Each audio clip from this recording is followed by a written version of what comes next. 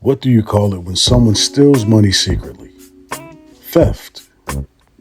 What do you call it when someone takes money by force? Robbery. What do you call it when a politician takes someone else's money and gives it to someone likely to vote for him? Social justice. Thomas Sowell. Ladies and gentlemen, it is my distinct pleasure to introduce one of America's premier social philosophers and commentators, Dr. Thomas Sowell.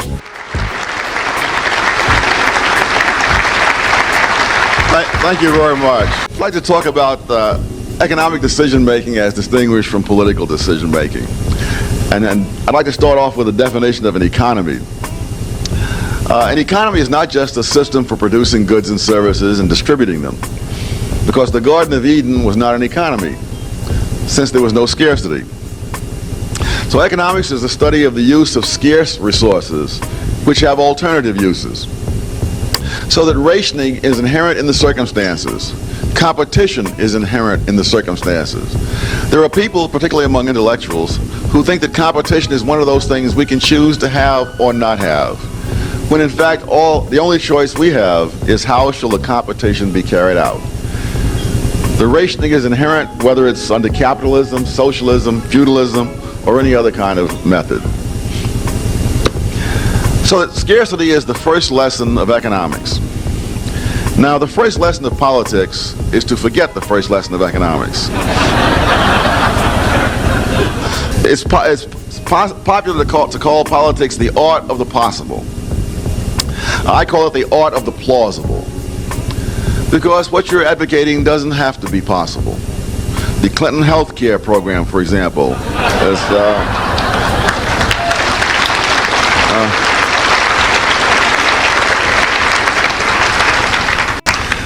Democratic Senator Patrick Moynihan referred to the statistics and the estimates of the cost of this program as fantasy. But there's no reason why you cannot enact fantasy into law. There are many laws which show fantasy has been enacted. Let me give you a concrete example of what an economy involves, because an economy involves trade-offs. Politics involves solutions, real or imaginary.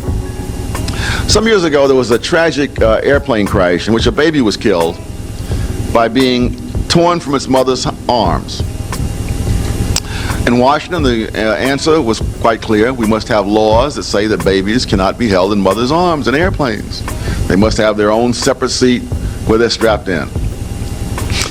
Fortunately or unfortunately, a couple of economists got hold of this, and they figured out what would be the probable result of such a law.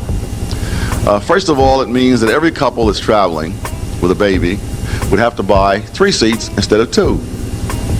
And therefore they would have 50% higher costs of transportation.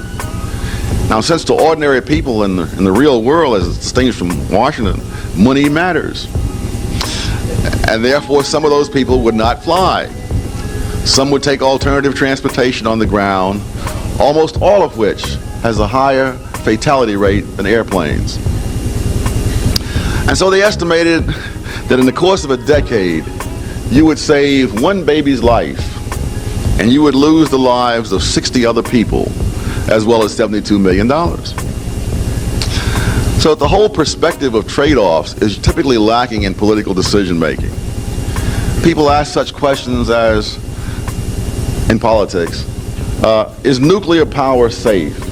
And the answer is no, because if nuclear power was safe, it would be the only safe thing on the face of the earth. The only question is, compared to what? The Institution for World Capitalism is an independent nonprofit organization on the campus of Jacksonville University in Florida. The institution was founded to advance the principles of democratic capitalism in America and around the world. We do this through a program of education and public affairs, including presentations such as the one you have just seen. The institution promotes a greater understanding of the 3 interrelated systems of democratic capitalism: an economic system based on private enterprise, a political system based on constitutional democracy, and a moral cultural system based on individual liberty. We encourage you to help us spread the message of democratic capitalism, a message that freedom and capitalism remain the best way for the world and for our own nation to build a better future.